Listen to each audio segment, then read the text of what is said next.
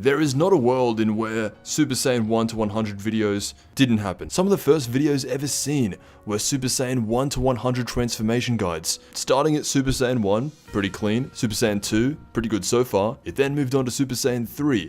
And because this took place in a time where there was no Super and there was no God forms, it followed the GT timeline of Super Saiyan 4. And then there is Super Saiyan 5. Before there was Ultra Instinct, the most common depiction of the final form was Super Saiyan 5. After Super Saiyan 5, things start getting insane. If you're trying to make 100 different Super Saiyan forms, what do you put after Super Saiyan 5? Well, the most common idea would be Super Saiyan 6. This is what Super Saiyan 6 looks like. What comes after Super Saiyan 6?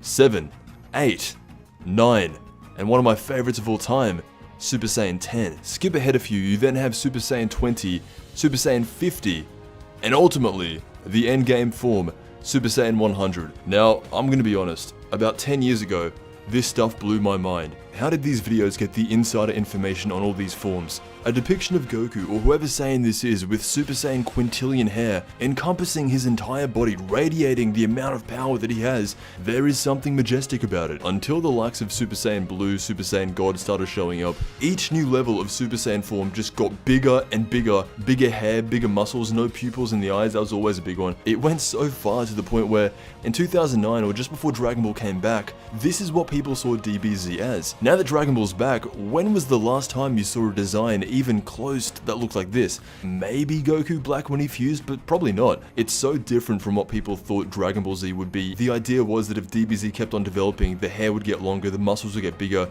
they would get these tribal tattoos and have these insane character designs. When in reality, it's just the opposite of that. Super Saiyan God, instead of making them buffer, it actually makes them skinnier, and the hair stays exactly the same shape. It's a huge contrast, and it's interesting to see how the fans would have taken the series if it was up to them to create new Super Saiyan forms, opposed to how Toriyama took the series in terms of designs himself. In the end though, I actually like both design choices. Whether it's over-designed or simple, I think a nice mixture between the two can be a very good thing. Anyway, moving on to the next thing, a new fan animation came out by Robin Kamari, the man who made Goku vs. Whis Part 1. This time he's back with Part 2, and while Goku's fighting Whis, Vegeta is fighting Beerus. Something that I want to see so bad, Vegeta vs Beerus. This animation gets a start on that, and you can see Kaba watching from afar. Beerus says to Vegeta, "Us gods of destruction are not created equal. If Beerus and Vegeta fought, and Vegeta won, he would have free range of becoming the next god of destruction." He powers up to 100%, and then he says, "I understand.